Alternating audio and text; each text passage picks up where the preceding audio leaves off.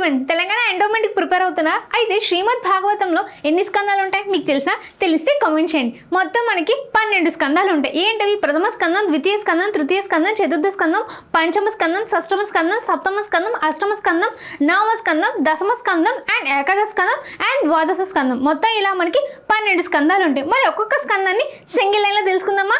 First మనం ఈ యొక్క ప్రథమ స్కందం. ఈ యొక్క ప్రథమ స్కందంలో మనకి ఏముంటుంది అంటే శ్రీమద్ భాగవతం అనేది ఎలా పుట్టింది, అదేవిధంగా పరీక్షిత మహారాజు యొక్క జననం అండ్ అతనికి ఉన్నటువంటి శాపం గురించి ఈ యొక్క ప్రథమ స్కందంలో మనకి స్పష్టంగా ఉంటుంది. మరి ద్వితీయ స్కందంలోని అసలు సృష్టి అనేది ఎలా మొదలైంది, సృష్టి ఎక్కడి నుంచి ప్రారంభమైంది, భగవంతుడి యొక్క విశ్వరూపం అనేది ఎలా ఉంటుంది అన్నదంతా కూడా మనకి ఈ యొక్క ద్వితీయ స్కందంలో తెలుస్తుంది. ఈ యొక్క తృతీయ స్కందంలో మనకి వరాహ అవతారం కథ అండ్ అదేవిధంగా కపిల మహాముని యొక్క కొన్ని ముఖ్యమైనటువంటి నీతి కథలన్నీ కూడా మనకి ఈ యొక్క తృతీయ స్కందంలో ఉంటాయి. మరి దీంతో పాటు చతుర్థ స్కందం ధ్రువుని యొక్క భక్తి కథ అండ్ అదేవిధంగా దక్ష ప్రజాపతి యొక్క యజ్ఞం, ఇలా గొప్ప గొప్ప వారి అందరి యొక్క కథలన్నీ కూడా ఈ యొక్క మనకి చతుర్థ స్కందంలో ఉంటాయి. అండ్ పంచమ స్కందం, ఈ యొక్క పంచమ స్కందంలోని జడభరతుని యొక్క కథ, అదేవిధంగా జీవిత సత్యాలన్నీ కూడా ఈ యొక్క పంచమ స్కందంలో ఉంటాయి. షష్టమ స్కందంలో ఏముంటుందంటే దేవుని పేరును తలుచుకుంటే చాలు ఎంతటి వారికైనా సరే మోక్షం ఎలా పొందుతారని ఈ యొక్క అజాముని యొక్క కథ అనేది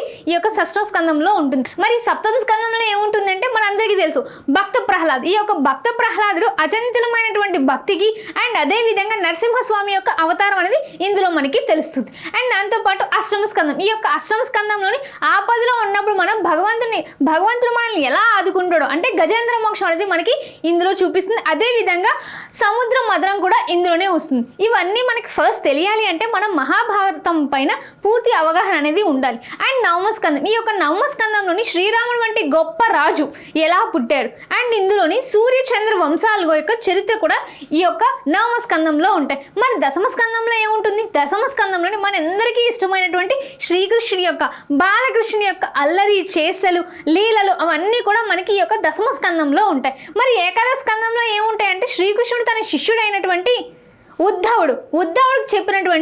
ఉద్ధవుడికి చెప్పినటువంటి నీతి జీవిత పాఠాలన్నీ కూడా ఉద్ధవ గీత అనేది ఈ యొక్క ఏకాదశ స్కందంలో ఉంటుంది. మరి ద్వాదశ స్కందంలో ఏముంటుంది? రాబోయే రోజులు కలియుగం అనేది ఎలా ఉంటుందో పరీక్షిత మోక్షంతోని ఈ యొక్క పురాణం అనేది మనకి తెలుస్తుంది ఈ యొక్క ద్వాదశ స్కందంలో. ఓకే, సో ఇవన్నీ తెలియాలంటే ఫస్ట్ మనకి మహాభారతం పైన పూర్తి అవగాహన ఉండాలి. అందులో ఉన్నటువంటి క్యారెక్టర్స్ మొత్తం అన్నీ తెలిస్తే మనకి ఈ యొక్క భాగవతం అనేది చాలా ఈజీ అవుతుంది. దీని యొక్క కంప్లీట్ కోర్స్ మన యాప్లో ఉంది. ఇలాంటి మరెన్నో వీడియోస్ కోసం మన ఛానల్ని సబ్స్క్రైబ్ చేసుకోండి. Thank you.